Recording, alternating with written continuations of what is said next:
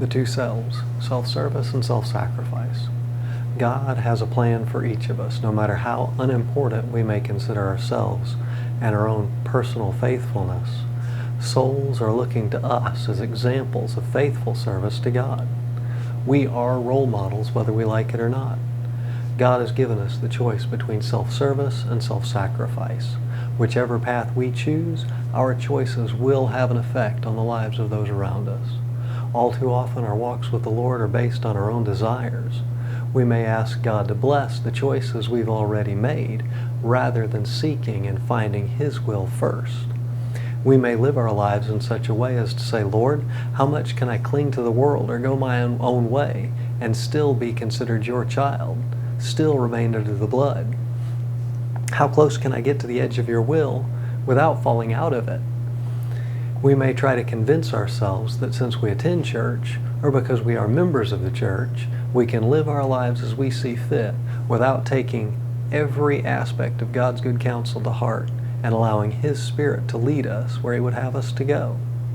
We may even consider the fact that since we're doing some, or even most of what we should, what God has called us to do, that should be sufficient to be pleasing to Him.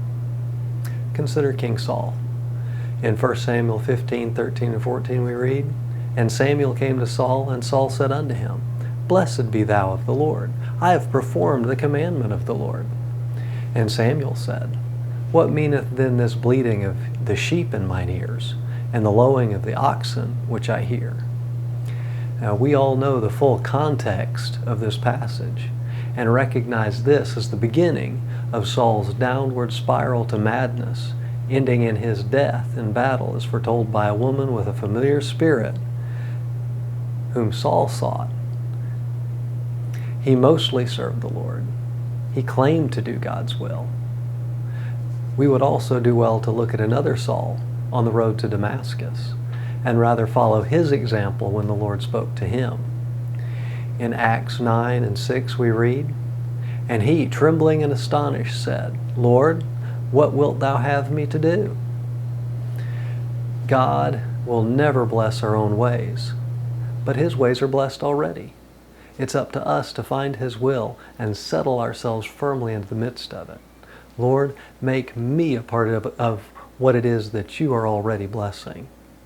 If we stop short of complete submission, or if we allow the enemy to convince us that partial service is sufficient, we will lose out in the end. Not only that, but any who are following our example in a half-hearted service will be led to their own destruction.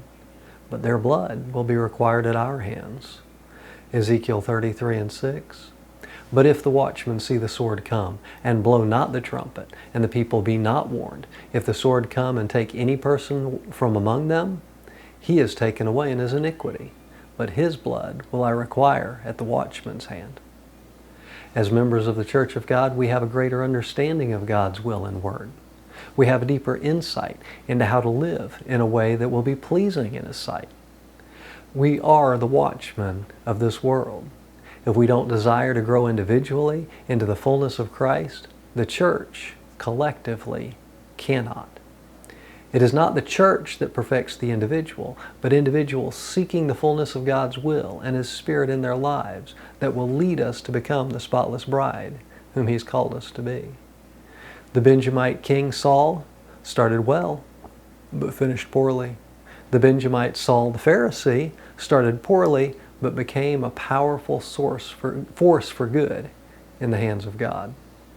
We have both types of examples throughout the Bible, as well as in our own lives. Both are important. Both are given for our learning.